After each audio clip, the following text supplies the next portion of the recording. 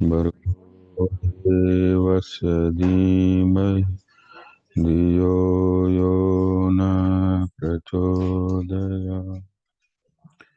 ॐ भूर्भुवः स्वः तत्सवितुर्वरेण्यं भर्गो देवस्य धीमहि धियो यो न प्रचोदयात्।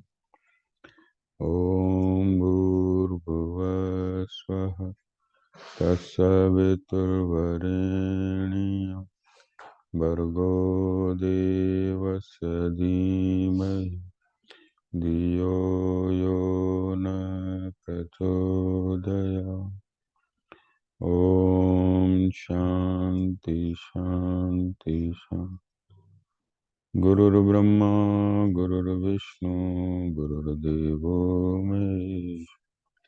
गुरुर्साक्षात् परब्रह्म तस्मै श्री गुरवे नमः। या देवी सर्वभूतेषु शक्तिरूपेण संस्थिता नमस्तस्यै नमस्तस्यै नमस्तस्यै नमो श्री राम जय जय राम श्री राम जय जय राम श्री राम जय जय राम श्री राम जय जय राम श्री राम जय जय राम श्री राम जय जय राम श्री राम जय राम श्री राम जय राम श्री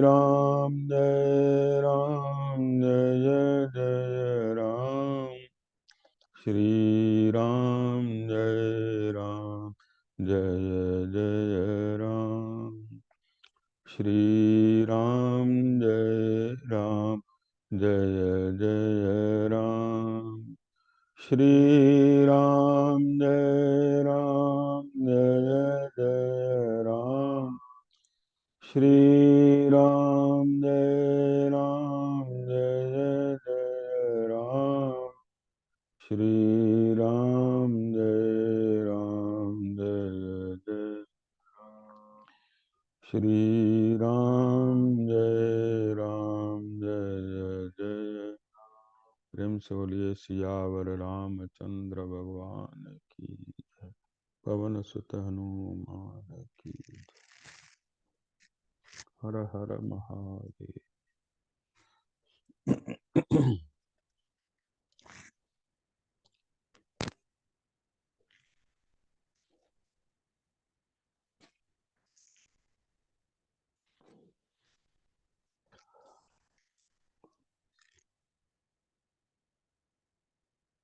पिछले सप्ताह हमने श्रवण किया था कि श्री राम अपने पिता से कहते हैं कि मैं आपको मिथ्यावादी नहीं बनाना चाहता, आप अपने सत्य का पालन कीजिए। जीवन भर आपने सत्य का पालन किया है और मैं भरत को राज्य दे दीजिए, मैं वन से घूम फिर कर लौट आऊँगा, जल्दी ही आपका दर्शन करूँगा।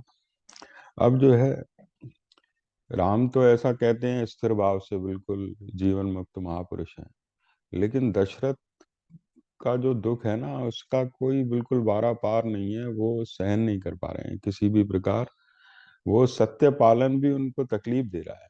जो जीवन भर उस सत्य को उन्होंने पालन किया है, आज उनको बहुत तकलीफ हो रही है, क्योंकि उस सत्य के कारण जो है केकई ने ऐसा जाल फेंका उनकी सत्य धर्म निष्ठा को कि उनको जैसे फंसा लिया सीधे सच्चे इंसान को। नहीं तो दशरथ महाराज तो बड़े समुद्र के समान गंभीर, पर्वत के समान अकंपनीय, बड़े उच्च कोटि के महापुरुष थे। और हम जब नैमिषारण्य में गए थे तो वहाँ बताया था ये पिछले जन्म में महाराज मनु थे जिन्होंने तपस्या की थी। महाराज मनु और शत्रुपा ही दशरथ और कौशल्या बन के आए। और उन्होंने भगवान को पुत्र रूप में मांगा था, तो भगवान ही उनके पुत्र हो के आए, है ना। तो महाराज दशरथ भी कोई साधारण नहीं है। तो वो मनु के ही एक अवतार हैं। अब जो दशरथ की जो अवस्था थी ना, वो सुमंत्र से नहीं देखी गई। सुमंत्र बड़े आदरणीय महापुरुष थे इनके, जैसे घर के जो सदस्य होते हैं उनसे भी बढ़कर उनको मानते थे। एक सुमंत्र थे, एक सिद्धार्थ थे। ये वयोवृद्ध मंत्री थे, बुजुर्ग भी थे, वयोवृद्ध थे, सबके हितैषी थे। उनसे महाराज की ऐसी अवस्था देखी नहीं गई। उनकी अवस्था देख के उनको क्रोध आ गया भीतर ही भीतर। उनको बड़ा तकलीफ हो गई। वे क्रोध के मारे कांपने लगे सुमंत्र। उनके शरीर और मुख की पहली स्वाभाविक कांति बदल गई। क्रोध से आंखें लाल करके दोनों हाथों से सिर पीटने लगे और बारंबार लंबी सांस खींचकर, हाथ से हाथ मलकर, दांत कटकटाकर राजा दशरथ के मन की वास्तविक अवस्था देखते हुए अपने वचन रूपी तीखे बाणों से केकई के हृदय को कंपित सा करने लगे। तब उन्होंने केकई को बहुत तीखे वाणी से ये कहा, देवी, जब तुमने संपूर्ण चराचर जगत के स्वामी स्वयं अपने पति महाराज दशरथ का ही त्याग कर दिया, तब इस जगत में ऐसा कोई कुकर्म नहीं है जिसे तुम नहीं कर सको। मैं तो समझता हूँ कि तुम पति की हत्या करने वाली हो, अंततः कुल घातनी भी हो। ओह, जो देवराज इंद्र के समान अजय हैं, पर्वत के समान अकंपनीय हैं और महासागर के समान क्षोभ रहे थे, उन महाराज दशरथ को भी तुम अपने कर्मों से संतप्त कर रही हो। देखो, ये रामकृष्ण परमहंस कहते थे ना, एक अविद्या रूपी स्त्री होती है, एक विद्या रूपी स्त्री होती है। विद्या रूपी स्त्री होती है वो पति के साथ धर्म में सहायक होती है, मधुर वचन बोलने वाली होती है। और अविद्या रूपी स्त्री होती है ना, वो अपने क्रोध के कारण वो किसी को कुछ नहीं समझती, है ना। और जो है आज वही स्थिति कैकेयी अविद्या रूपी स्त्री की तरह सामने है ना। वो अपने पति महाराज दशरथ को कितना पीड़ित कर रही हैं, उनको ये एहसास नहीं उसकी वजह से क्या क्या हो रहा है। वो कहते हैं, राजा दशरथ तुम्हारे पति हैं, पालक हैं, वरदाता हैं। तुम इनका अपमान मत करो। नारियों के लिए पति की इच्छा का महत्व करोड़ों पुत्रों से भी अधिक है। इस कुल में राजा का परलोक वास हो जाने पर उसके पुत्रों की अवस्था का विचार करके जो ज्येष्ठ पुत्र होते हैं वे ही राज्य पाते हैं। राजकुल के इस परंपरागत आचार को तुम इन इक्ष्वाकु वंश के स्वामी महाराज दशरथ के जीते जी ही मिटा देना चाहती हो। तुम्हारे पुत्र भरत राजा हो जाएं और इस पृथ्वी का शासन करें, किंतु हम लोग तो वहीं चले जाएंगे जहाँ श्री राम जाएंगे। तुम्हारे राज्य में कोई ब्राह्मण नहीं रहेगा। अगर तुम ऐसा मर्यादा विहीन कर्म करोगी तो निश्चय ही हम सब लोग उसी मार्ग चले जाएंगे जिसका श्री राम ने सेवन किया है। सारे बंधु बांधव और सदाचारी ब्राह्मण भी तुम्हारा त्याग कर देंगे। देवी, फिर इस राज्य को पाकर तुम्हें क्या आनंद मिलेगा। ओह, तुम ऐसा मर्यादाहीन कर्म करना चाहती हो। मुझे तो यह देखकर बड़ा आश्चर्य हो रहा है कि तुम्हारे इतने बड़े अत्याचार करने पर भी पृथ्वी फट क्यों नहीं जाती। और बड़े बड़े ब्रह्म ऋषियों के जो श्राप हैं वो जो सबको भस्म कर देते हैं, श्री राम को घर से निकालने के लिए तैयार खड़ी हुई तुम जैसी पाषाण हृदया सर्वनाश का तुम्हारा सर्वनाश क्यों नहीं कर डालते हैं। इस तरह से बड़े तीखे वचन कैकेयी से कहते हैं। और कहते हैं, मैं समझता हूँ तुम्हारी माता का भी अपने कुल के अनुरूप जैसा स्वभाव था वैसा ही तुम्हारा भी है। ये सुमंत्र कह रहे हैं ना। सुमंत्र, दशरथ की ऐसी अवस्था देखी नहीं गई उनसे। और सुमंत्र सब जानते हैं, मतलब पुरानी बातों के भी ज्ञाता हैं, उनकी माता के स्वभाव को भी जानते हैं। देखो, कहते हैं ना, घर में जो लड़की रहती है ना, अगर वो अपना सदाचार से रहे, आज्ञा पालन में रहे, अच्छा व्यवहार से सबका दिल जीत ले, तो अपने कुल का नाम रोशन करती है, उसके माता पिता का नाम रोशन होता है। आज उसकी माता का नाम आ गया कैकेयी का बड़ी सभा में। सुमंत्र बोले, तुम्हारी माता भी तुम्हारे जैसी थी। इसमें तो उनकी घटना बताई है। बोले, एक बार तुम्हारे पिता को कोई वर प्राप्त हुआ, कोई साधु के मंत्र से। तो वो देवता जो है ना, उनको ऐसा वरदान दिया कि वो सबकी भाषा समझ सकते थे, पशु पक्षी जानवर जितने भी है ना, उन सबकी भाषा को वो समझ सकते थे। इनकी जो भाषाएं होती है ना एक दूसरे, जैसे हम जमुना किनारे देखते हैं बहुत सारे पक्षियों की मीटिंग हो रही है, हजारों पक्षी बैठे होते हैं, एक उसमें राजा बना बैठा होता है। तो इस तरह से इनकी भाषाएं होती हैं, आपस में बातचीत करते हैं। तो एक बार जरम्ब नाम का पक्षी था, तो वो कोई बात कर रहा था आपस में, तो वो उनको समझ में आ गई, तो ये जोर से हंसे। जोर से हंसे तो वो केकई की माता उनसे बोली कि आप क्यों हंसे, आप मेरे ऊपर हंस रहे हो, मुझे बताओ तुम्हें क्या। लेकिन उसको जब साधु ने वर दिया था तो ये कहा था कि ये बात किसी से कहना नहीं, कि भाई मैं ये भाषा जानता हूँ, और ये मतलब भाषा जो तुम बताओगे ना दूसरे को, तो तुम्हारी मृत्यु हो जाएगी। तो उसकी जो पत्नी थी, जो केकई की जो माता थी, वो अपने पति से बोली, भाई तुम मुझे बताओ क्यों हंसे। बोले, भाई मैं तुम्हारे ऊपर नहीं हंसा हूं, वो तो पक्षी कोई ऐसी बात कह रहा था, अगर मैं तुम्हें बता दूंगा ना तो मेरे सर के टुकड़े टुकड़े हो जाएंगे, मेरी मृत्यु हो जाएगी। तो वो कहती है, तुम जियो या मरो मुझे कोई मतलब नहीं है, मुझे बताओ तुम क्यों हंसे, नहीं तो अच्छा नहीं होगा। मतलब यहाँ तक कह देती है कि पति मर जाए कोई चिंता नहीं है, वो ऐसी जिद्दी किस्म की थी। ये सुमंत्र बताते हैं तुम्हारी माता भी ऐसी थी, और वही तुम कर रही हो आज। तो वो आखिर परेशान होके, उसकी अपनी पत्नी जो है बहुत ज्यादा जिद्दी थी, बहुत ज्यादा जिद्दी जो होती है ना औरतें, तो वो परेशान करती हैं पति को। आखिर वो साधु के पास गए, तो बोले, भाई मैं क्या करूं, मेरी पत्नी ऐसे ऐसे जिद कर रही है। तो बोला, उसको कुछ भी करने दो, वो घर छोड़ के चली जाए, कुछ भी करे, तुम उसको बताना मत, नहीं तो तुम्हारी भी मृत्यु, तुम्हारे राज्य का अहित हो जाएगा, सब कुछ खत्म हो जाएगा। तो वो उसने अपने गुरु की बात मानी और उसको बताया नहीं। वो ज्यादा ही जब जिद पे अड़ी अड़ी रही, ये कर दूंगी वो कर दूंगी, ज्यादा ही हलचल मचाने लगी, तो उसको घर से ही निकाल दिया, और फिर आनंद पूर्वक इस घर में रहने लगे।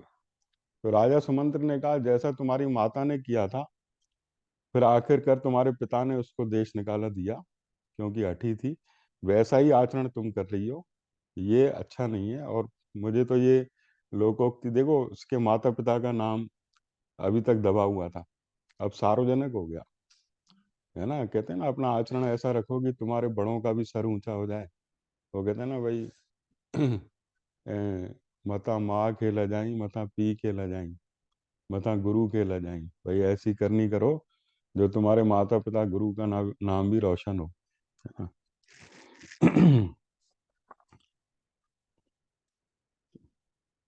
केकई नरेश ने तुम्हारी माता को तुरंत घर से निकाल दिया और स्वयं कुबेर के समान विहार करने लगे। तुम भी इसी प्रकार दुर्जनों के मार्ग पर स्थित होकर पाप परी दृष्टि रखकर मोहवश राजा से यह अनुचित आग्रह कर रही हो। बोले, तुम भी ऐसा ही कर रही हो, राजा दशरथ से बहुत अनुचित बात कह रही हो कि राम को निकाला दे दो। ये कितनी बड़ी अनुचित बात है, देश निकाला दे दो, उनके सत्य की शपथ तुमने दिलाई, राम की शपथ दिला के तुम ऐसे जो बहुत गलत कार्य कर रही हो। बोले, आज मुझे ये लोकोक्ति सही मालूम होती है कि पुत्र पिता के समान होते हैं और कन्याएं माता के समान। तुम ऐसी न बनो, इस लोकोक्ति को अपने जीवन में चरितार्थ न करो। राजा ने जो कुछ कहा है उसे स्वीकार करो, श्री राम का राज्याभिषेक होने दो, अपने पति की अच्छा का अनुसरण करके इस जन समुदाय को यहाँ शरण देने वाली बनो। अब पहले तो क्रोध किया, अब शांति से समझा रहे हैं, दोनों तरह से समझाया इसको। बोले, जो पाप पूर्ण विचार रखते हैं उन लोगों के बहकावे में आकर तुम देवराज इंद्र के तुल्य तेजस्वी अपने लोक प्रतिपालक स्वामी को अनुचित कर्म में मत लगाओ। मंथरा के बहकावे में आ गई ना, दासी के बहकावे में। बोले, जो लोक के प्रतिपालक हैं सारे लोगों के, उनके पापपूर्ण विचार रखने वाले लोगों के बहकावे में मत आओ, और अपने अपने स्वामी को इस तरह से अनुचित कर्म में मत लगाओ। देवी, कमल नयन श्रीमान राजा दशरथ पाप से दूर रहते हैं, वे अपनी प्रतिज्ञा झूठी नहीं करेंगे, इसलिए तुम ऐसा काम मत करो, उनको मत जिद करो उनसे। और जो श्री राम वास्तव में राजा बनने के योग्य हैं, सबसे बड़े हैं, उनका अधिकार भी है, और वो तुम्हारा भी पालन करेंगे, सारे जगत का पालन करेंगे, वो किसी को दुख नहीं देते हैं, उनका राज्याभिषेक होने दो। और बोले, अगर वो ये श्री राम अपने पिता राजा दशरथ को छोड़कर वन चले जाएंगे ना, तो तुम्हारी संसार में बहुत निंदा होगी, लोक निंदा भी तो होती है। भाई लोग कहेंगे केके की वजह से गए, और वो देखो अपकीर्ति आज भी गाई जाती है। देखो कहते हैं ना, व्यक्ति मर जाता है, उसकी कीर्ति और अपकीर्ति रहती है। जीवन तो 4 दिन का है ना, यहाँ तो उसकी कीर्ति रह जाएगी या अपकीर्ति रह जाएगी। यहाँ तो लोग कहेंगे बहुत अच्छा था, यहाँ कहेंगे बहुत बुरा था, है ना, इस तरह से ही तो गाते हैं। तो बोले लोग तुम्हारी बहुत निंदा करेंगे। वो आता कबीर का दुआ आता है, जब आए संसार में जग हंसा हम रोए, ऐसी करनी कर चलो हम हंसे जग रोए। बोले जब पैदा होता है बच्चा, तो वो तो बच्चा तो रोता है, दुनिया के लोग हंसते हैं कि बधाई हो बधाई हो बधाई हो, है ना। वो बच्चा तो रोता है कि मैं कहाँ फंस गया, इस संसार में मृत्यु लोक में आ गया, कितने दुख झेलने पड़ेंगे, है ना। वो तो किस्मत अच्छी होती है तो अच्छे परिवार में जन्म हो, सदगुरु मिल जाते हैं, तो उसका बेड़ा पार हो जाता है भवसागर से। नहीं तो फिर भाई संसार तो दुखालय ही है। तो बोले ऐसी करनी कर चलो, बोले ऐसी संसार में ऐसी शुभ कर्म करो कि हम हंसे, हम हंसते हंसते जाएं यहाँ से, और लोग रोएं हमारी याद में कि भाई कैसा बढ़िया आदमी था, है ना। तो बोले ऐसा मत करो कि तुम्हारी बहुत निंदा होगी। श्री रामचंद्र अपने राज्य का पालन करें, तुम आराम से बैठो। श्री राम के सिवाय दूसरा कोई राजा इस श्रेष्ठ नगर में रहकर तुम्हारे अनुकूल आचरण नहीं कर सकता। बोले श्री राम तो तुम्हारे भी अनुकूल है, उनके सिवाय कोई राजा तुम्हारे अनुकूल आचरण नहीं कर सकता। श्री राम के युवराज पद पर प्रतिष्ठित हो जाने के बाद महाधनुर्धर राजा दशरथ पूर्वजों के वृतांत का स्मरण करके स्वयं वन में प्रवेश करेंगे। बोले उसके बाद राजा दशरथ स्वयं वन को चले जाएंगे, क्योंकि वानप्रस्थ अवस्था है, कम से कम उनके चित्त को संतोष होगा कि मैंने अपने पुत्र को गद्दी दे दी, मैंने अपने कर्तव्य का पालन कर लिया, अब सब कुछ ठीक ठाक है, फिर वो अपनी वानप्रस्थ भी अच्छे से बिता पाएंगे। इस प्रकार सुमंत्र ने हाथ जोड़कर केकई को उस राजभवन में सांत्वनापूर्ण और तीखे वचन दोनों तरह से बारंबार विचलित करने की चेष्टा की, किंतु वो टस से मस नहीं हुई। देवी केकई के मन में न तो क्षोभ हुआ न दुख हुआ। उस समय उसके चेहरे के रंग में भी कोई फर्क पड़ता नहीं दिखाई दिया। अब इतनी बातें कह दी, लेकिन वो कहते हैं ना, लज्जा जिसकी चली गई तो उसको क्या है, वो कहते हैं ना बेशर्म आदमी हो जाता है। तो फिर इस तरह से कोई फर्क नहीं पड़ा उसे। तो बड़ी सभा में जब इस तरह से बातें कही, अब राजा दशरथ जो है कीर्तन करते हैं फिर आगे। सीताराम सीताराम भज मन सीताराम, सीताराम सीताराम भज मन सीताराम, सीताराम सीताराम भज मन सीताराम, सीताराम सीताराम भज मन सीताराम, सीताराम सीताराम भज मन सीताराम, सीताराम सीताराम भज मन सीता। प्रेम से बोलिए सियावर रामचंद्र भगवान। अब दशरथ देख रहे हैं राम चलने को तैयार हो रहे हैं, तो सुमंत्र से कहते हैं कि तुम इक्ष्वाकु नंदन राजा दशरथ वहां अपनी प्रतिज्ञा से पीड़ित होकर, प्रतिज्ञा से ही पीड़ित है, आंसू बहाते हुए लंबी सांस खींचकर सुमंत्र से बोले, बोले अब राम के साथ पूरी सेना भेजो, ये रत्न भेजो, ये हीरे जवाहरात भेजो, रथ भेजो, जो जो उनको पसंद है, नर्तकियां भेजो, जो अच्छे भाषा बोलकर जो जीविका चलाती हैं उन स्त्रियों को भेजो, और जो मल्ला जो युद्ध में पहलवान युद्ध करते हैं जिनको देखकर राम खुश होते हैं उनको भेजो, बहुत सारा उनको धन दो, 14 साल के लिए जाएं, और बहुत सारा पैसा दो उनको यज्ञ करने के लिए, ताकि वहाँ यज्ञ करें, दान करें, दक्षिणा करें, अपना 14 साल तक समय सुख से बिताएं और फिर लौट के आ जाएं। वो तो पिता के नाते कहते हैं भाई सब कुछ भेजो, सब कुछ भेजो। के सुन के डर जाती है, बोली ये क्या है, तो खाली हो जाएगा खजाना, सभी कुछ राम के साथ जा रहा है ना। तो वो बोले मुख्य मुख्य आयुध नगर के निवासी छकड़े वन के भीतरी रहस्य को जानने वाले, जो बोले वन के रास्ते जानते हैं, व्याध उन श्री राम के पीछे पीछे जाएं। बोले इस प्रकार राम नदियों को देखते हुए, वनों के दृश्य को देखते हुए अपने राज्य का स्मरण भी नहीं करेंगे। बोले श्री राम निर्जन वन में निवास करने के लिए जा रहे हैं, अतः वहाँ मेरा खजाना अन्न भंडार दोनों वस्तुएं इनके साथ जाएं। ये वन में पावन प्रदेशों में यज्ञ करेंगे, उसमें आचार्य को दक्षिणा देंगे, ऋषियों से मिलकर वन में सुख पूर्वक रहेंगे। भरत यहाँ अयोध्या का पालन करें और श्री राम को सारे मनोवांछित भोगों से संपन्न करके यहाँ से भेजा जाए। जब दशरथ ऐसी बातें कहने लगे तब कैकेयी को बड़ा भय हुआ, उनका मुख सूख गया, उनका स्वर रुंध गया और वो बोली, महाराज जिसका सार भाग पहले से पी लिया गया हो, उस आस्वाद रहे सुरा को जैसे उसका सेवन करने वाले लोग नहीं ग्रहण करते हैं, इस प्रकार धनहीन और सूने राज्य को भरत कभी भी स्वीकार नहीं करेंगे। बोले तुम तो उसको बिल्कुल राज्य को सूना देना चाहते हो, इसको भरत लेकर क्या करेंगे जिसका सार भाग पहले से पी लिया गया हो।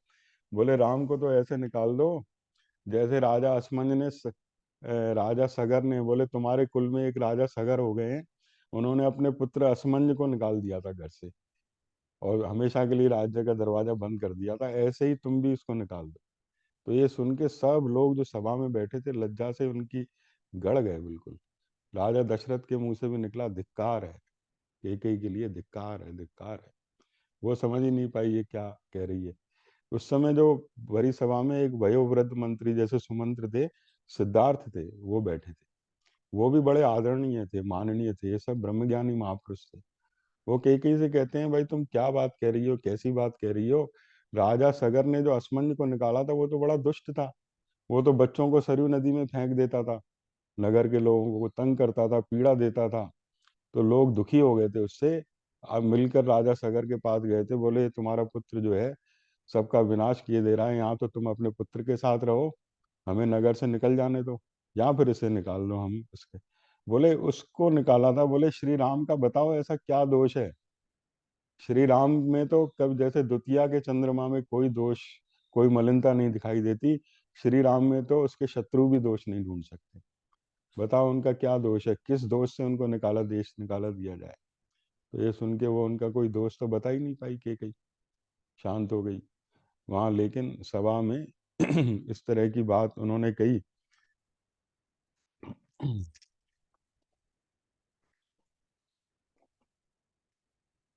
और कहते हैं श्री राम, यदि तुम्हें श्री रामचंद्र में कोई दोष दिखाई देता है तो आज उसे ठीक ठीक बताओ। उस दशा में श्री राम को निकाला दिया जा सकता है जिसमें कोई दुष्टता नहीं है, जो सदा सन्मार्ग में ही स्थित है। ऐसे पुरुष का त्याग धर्म से विरुद्ध माना जाता है।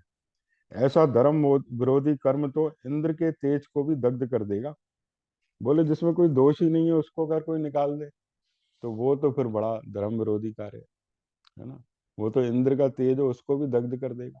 बिना किसी अपराध के किसी को कोई निकाल दे तो वो तो बड़ा एक अन्यायपूर्ण कर्म है। लेकिन बोले श्री राम में तो ऐसा कोई दोष नहीं है ना। तो ये बात दशरथ भी कहते हैं, पापनी क्या तुझे ये बात नहीं रुची, तुझे मेरे यहाँ अपने हित का भी बिल्कुल ज्ञान नहीं है।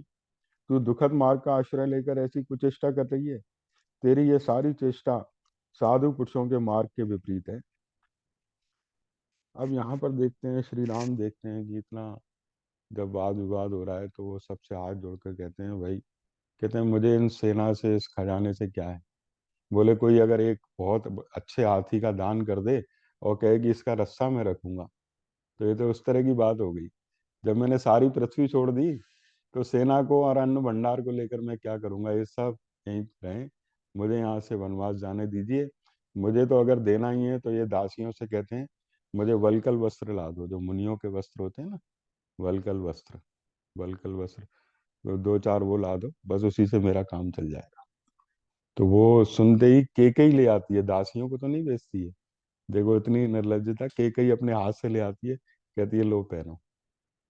अब श्री राम अपने हाथों से वो वलकल वस्त्र धारण करते हैं, लक्ष्मण भी वो धारण करते हैं। सीता देख के डर जाती है, उसने कभी पहने ही नहीं थे ऐसे ऐसे वस्त्र जो बिल्कुल चीथड़े से हों। और वो रानी थी भाई, राजरानी थी, राजा जनक के महल में रही, फिर राजा दशरथ के महल में रही, अब वो ऐसे वस्त्र पहने।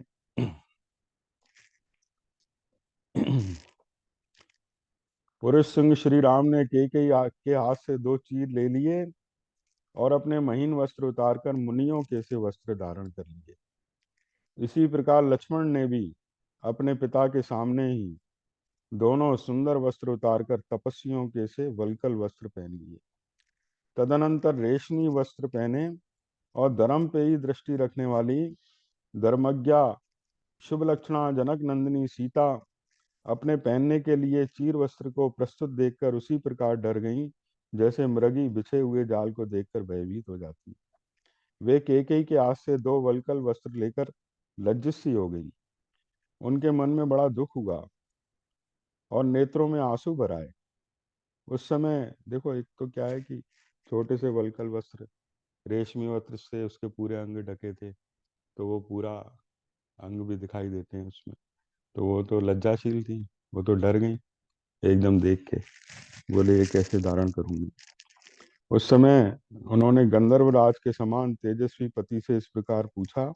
अब अपने पति से ही पूछती हैं, हे नाथ, वनवासी मुनि लोग चीर वस्त्र कैसे बांधते हैं?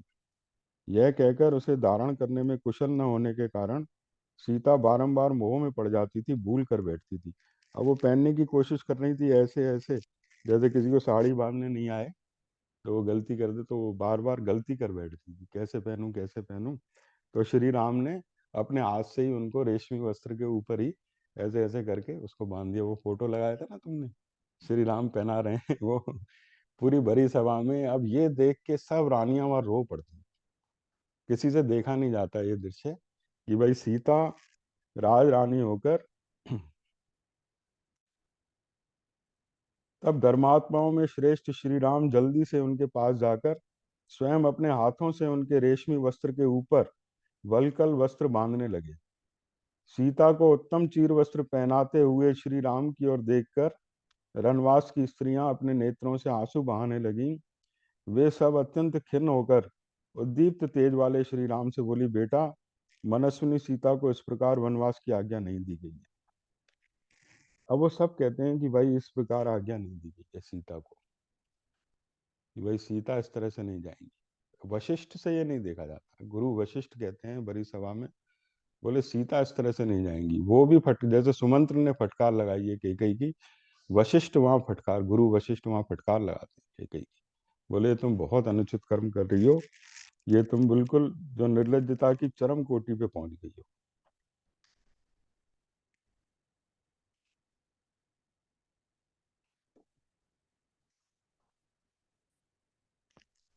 अब वहां सब देख रहे थे,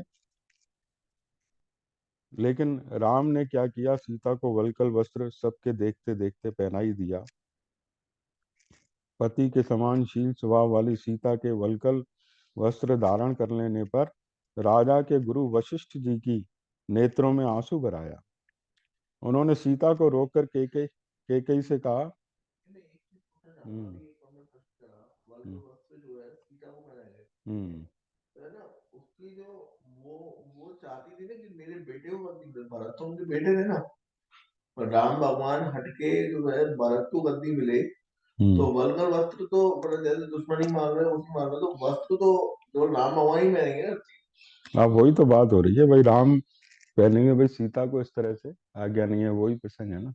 वशिष्ठ जी कहते हैं भाई ये तुम अनुचित कर रहे हो, ये इसको पहनने का कोई वो नहीं है, वही प्रसंग आ रहा है मर्यादा का। अब वो केकई से कहते हैं, सीता को रोक के कहते हैं, सीता से कहते हैं रुको, तुम ऐसे वलकल मत पहनो। केकई से कहते हैं, मर्यादा का उल्लंघन करके अधर्म की ओर पैर बढ़ाने वाली दुर्बुद्धि केकई, तू केकई राज के कुल की जीती जागती कलंक है। अरे राजा को धोखा देकर अब तू सीमा के भीतर नहीं रहना चाहती। शील का परित्याग करने वाली दुष्टे, देवी सीता वन में नहीं जाएंगी, राम के लिए प्रस्तुत हुए राज सिंहासन पर यही बैठेंगी। संपूर्ण गृहस्थों की पत्नियां उनका आधा अंग है। इस तरह सीता देवी भी श्री राम की आत्मा है, अतः उनकी जगह यही इस राज्य का पालन करेगी। अब वो कहते हैं कि भाई अगर श्री राम वन को जा रहे हैं तो अब यही उनका राज्य का पालन करें, क्योंकि पति की अनुपस्थिति में पत्नी कई बार राज्य संभालती है। ऐसा हमने योग वशिष्ठ में वो देखा है ना, वो शिखिध्वज और राजा चूड़ाला का प्रसंग है। शिखिध्वज चले गए थे तपस्या करने के लिए, तो चुड़ाला ने अपना राज्य संभाला था उनका। तो बोले अब ये संभालेंगी राज्य और इनको वन में नहीं जाने देंगे। बोले अगर ये वन में चली जाएंगी तो हम भी इनके साथ चले जाएंगे, सारा नगर चला जाएंगे, अंतःपुर के रक्षक भी चले जाएंगे। अपनी पत्नी के साथ श्री रामचंद्र जी जहां भी रहेंगे वहां इस राज्य के लोग और धन दौलत आवश्यक सामान सब वहीं रहेगा। भरत और शत्रुघ्न भी देख लेना वहीं आ जाएंगे चीर वस्त्र पहनकर, और वो श्री राम की सेवा करेंगे।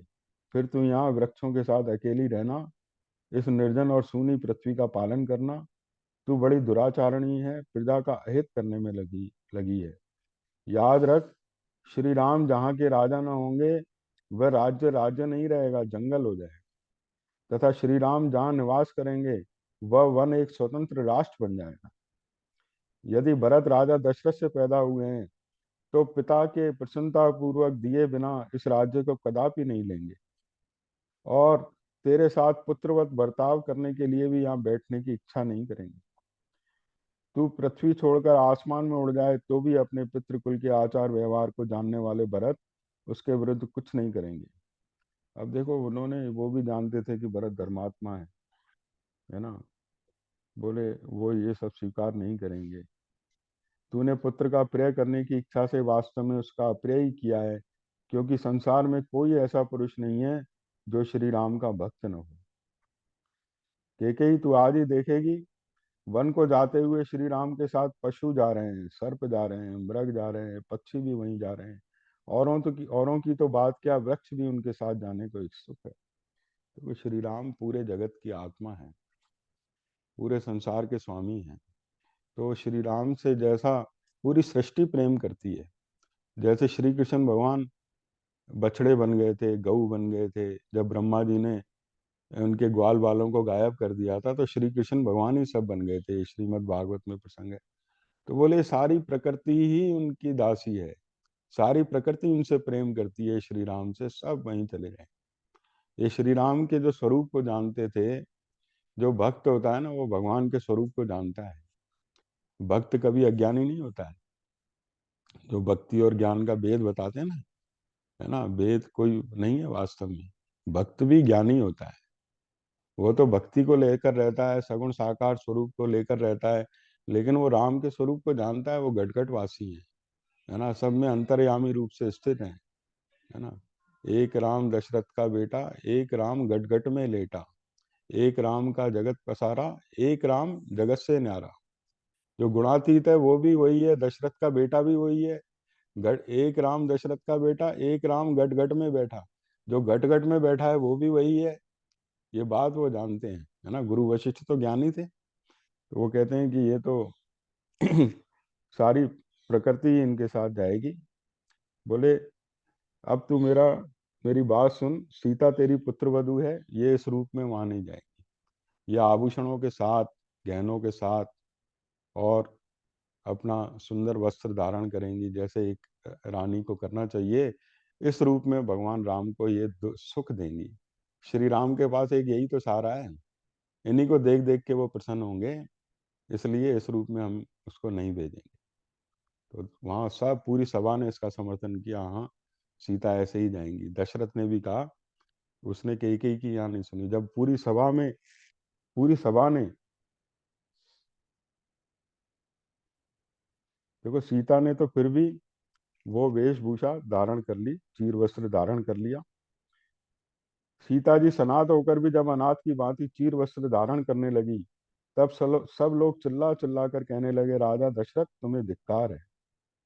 अब जो है राजा कैकेयी को तो बोला ही था, अब राजा दशरथ को धिक्कार करने लगे सब। बोले इतना सब हो रहा है तुम कुछ बोलते नहीं।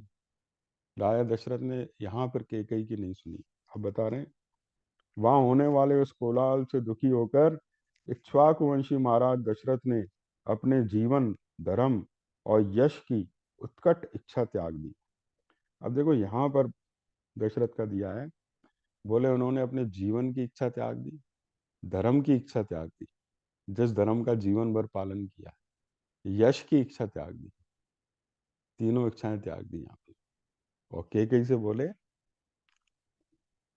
वे गरम खा गरम सांस खींचकर अपनी भार्या कैकेयी से बोले, कैकेयी, सीता कुछ चीर वस्त्र पहनकर वन में जाने के योग्य नहीं है। यह सुकुमारी है, बालिका है, सदा सुख में ही पली है। मेरे गुरुजी ठीक कहते हैं, यह सीता वन में जाने योग्य नहीं है। ये राजाओं में श्रेष्ठ जनक की तपस्विनी पुत्री है। इसने किसी का क्या बिगाड़ा है, जो इस प्रकार जन समुदाय के बीच किसी किंग कर्तव्य में मूर भिक्षुकी के समान चीर वस्त्र धारण करके खड़ी है। भिक्षुकी होती है ना, जो भीख मांगते हैं, चीर वस्त्र पहन के आते हैं। तो बोले इसने किसी का क्या बिगाड़ा है, जो ऐसे ये भिक्षुकी के वस्त्र धारण करे। बोले नहीं, ऐसा नहीं होगा। बोले ये अपने खजांची को आदेश देते हैं, बोले जाओ रत्नों से भरी हुई पेटी ले आओ, सीता को जितने जो भी गहने पसंद है वो सब इनको दो, और सीता संपूर्ण वस्त्र अलंकारों से संपन्न होकर रत्नों के साथ जैसे ये सुखी रह सकें उस तरह वन में जाएं। बोले मैं तो जीवित रहने योग्य भी नहीं हूँ। एक तो मैंने वचन में बंधकर शपथ पूर्वक एक क्रूर प्रतिज्ञा कर डाली है, दूसरे तूने अपनी नादानी के कारण सीता को इस तरह चीर पहनाना आरंभ कर दिया। जिस प्रकार बांस का फूल उसी को सुखा डालता है, उसी प्रकार मेरी की हुई प्रतिज्ञा मुझे ही भस्म कर रही है। बांस में एक फूल उगता है तो बांस को ही सुखा देता है, बांस सूख जाता है ना, उसी में पैदा हुआ फूल उसी को सुखा देता है। तो बोले ऐसे ही मेरी प्रतिज्ञा मुझे ही सुखा रही है। बोले उसने सब परिसभा में कहा, अब देखो सीता गहने वगैरह सब पहन के गई है यहाँ से, तपस्वियों के वेश में नहीं गई। तभी तो जब रावण हरण करके गया था तो उन्होंने अपने गहने फेंके थे, जो सुग्रीव को मिले थे, गहने थे ना उनके। तो लक्ष्मण, सुग्रीव को नहीं मिले थे जी। हाँ मतलब सुग्रीव या हनुमान जो भी उनके, तो वो गह वानरों को मिले थे, वानरों ने हाँ, सुग्रीव को वानरों दिया था। वानरों ने सुग्रीव, जटायु को मिले थे। नहीं जटायु को नहीं मिले, नहीं नहीं जटायु को नहीं मिले। तो वो तो प्रसंग बाद में आएगा। तो लक्ष्मण से पूछा था भाई ये गहने पहचानते हो? लक्ष्मण ने कहा भाई मैं कुंडल और केयूर तो नहीं जानता, लेकिन सीता माता की चरण वंदना करता था मैं, उनके चरणों की पायल को पहचानता हूँ। देखो लक्ष्मण का भाव कितना ऊंचा है, उनके चरणों पे दृष्टि रखते थे। ये गहनों की बात तब आती। तो देखो सीता को पूरी सभा ने इस तरह से भेजा था।